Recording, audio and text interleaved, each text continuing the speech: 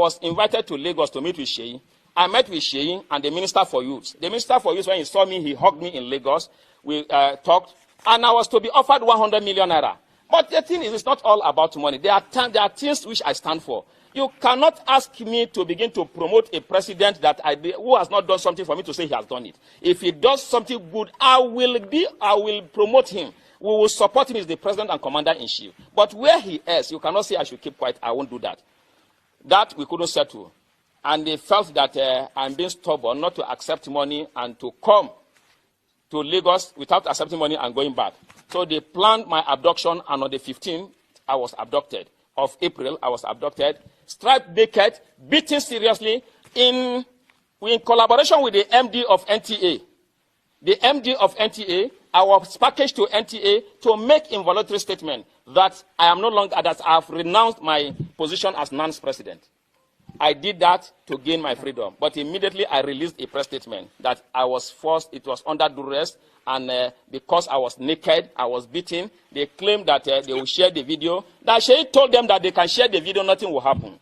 And that even if they kill me, he will order. That was the word Ladoja used. It is Ladoja that is telling me this. That he will instruct, yes, he will instruct the Inspector General of Police to cover it up. And if he doesn't do that, he will go. So I now ask, even this morning when somebody was telling me that, you know who Seyi is, I say, yes, Seyi is an ordinary citizen like myself.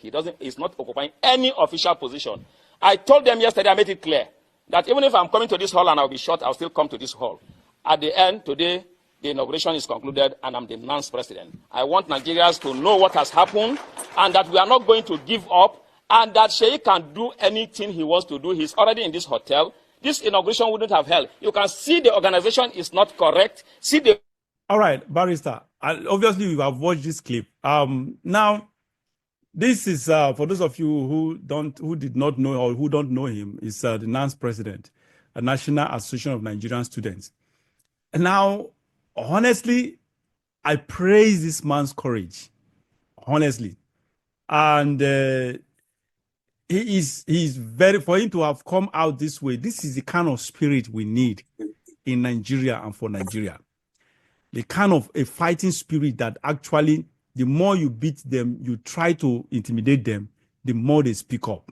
And that is just the reality. I'm glad that what they forced him to do, they coerced him to do, was rescinded by the board of NANS. The executive members of NANS, they eventually inaugurated him, and he's still the president of NANS, Nigerian Student, Nigerian Association of, NANS, National Association of Nigerian Students.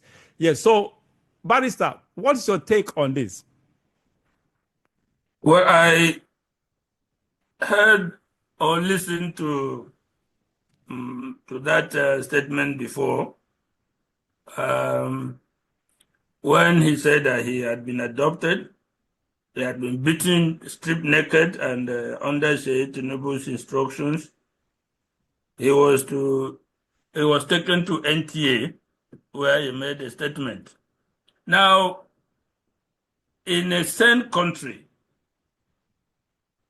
security agencies would have sprung into action to investigate such a weighty allegation. But of course, you know the country we are, and when allegation like that is made against the son of the president in a country that is more or less a banana republic, you know that nothing will come out of it. And today, they have succeeded in creating factions within the NAN.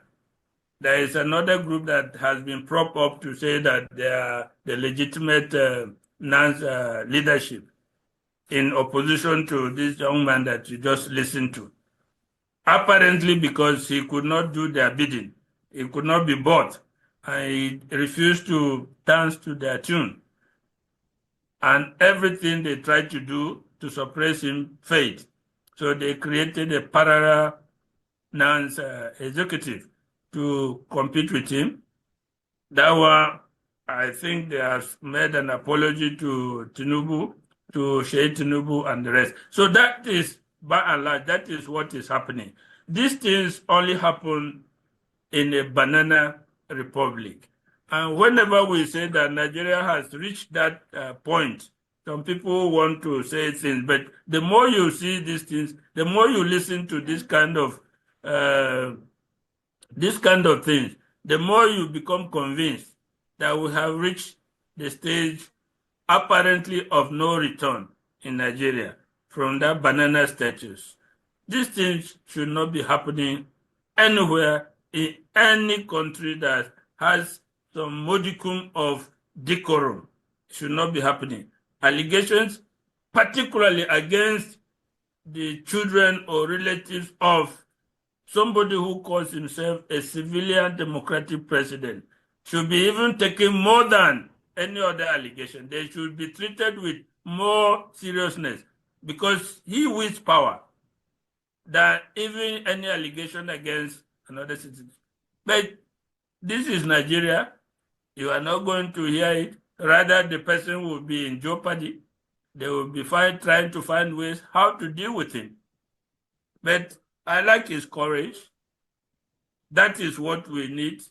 That is the kind of young people we need in Nigeria, and they are available. Although a good number of them are not. But we still have conscientious, vibrant students that we used to have before, young men that we used to have that are ready to sacrifice themselves for the country. We still have them, and you have just seen one of them. Yeah, honestly, that is the kind of spirit we need for Nigeria, honestly, to really fight this power that be. Because the medicine, the antidote to these corrupt politicians is megaphone. For all of us to have a megaphone, actually, that the more they try to intimidate us, the more we speak up. That's just the reality. That megaphone. That is just what we need. And I praise that guy's courage that he came out and spilled the beans, discussed everything that was talked about, that was talked about behind closed doors. That was courageous because, yeah, just like you noted, nothing will be done to those people involved, especially Seyi Tinubu. However, at least people know him right now, know his pedigree, and know what he can do, what he's capable of doing. A sort of, I don't know, in comparison to Mohammed Abacha, I don't know, did Mohammed Abacha do what this man is doing right now? Actually going around to pick up common people on the street to bully them around? Did Mohammed Abacha, do you recall Mohammed Abacha getting to this point? This is one, we're talking about a military, comparing military government with the democratically elected government. The only person you can compare this conduct with is Mohammed Abacha. He did quite a couple. He beat up, I remember instance where he beat up a highly respected professor of criminology. Yeah, I remember that. When he was brought to Major Mustafa in his presence, he gave him a couple of slaps.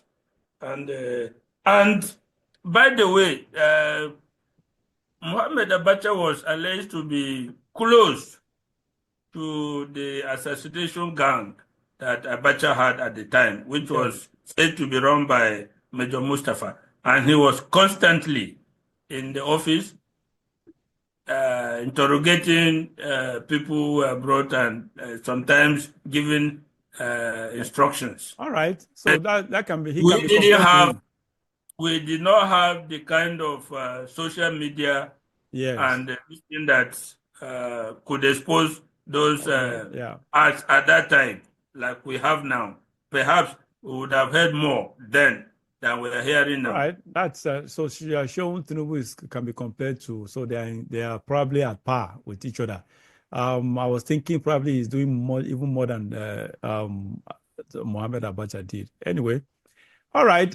It's so sad that this is, but at the same time, these are two different. The so-called, we call this one democracy, while that was under. So it is worse. I consider it worse than what Mohammed Abacha did, in comparison to the system of government.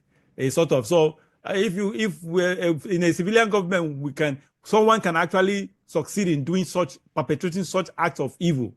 It is that will be I will consider that to be worse if it is done, worse than when it was done under military rule.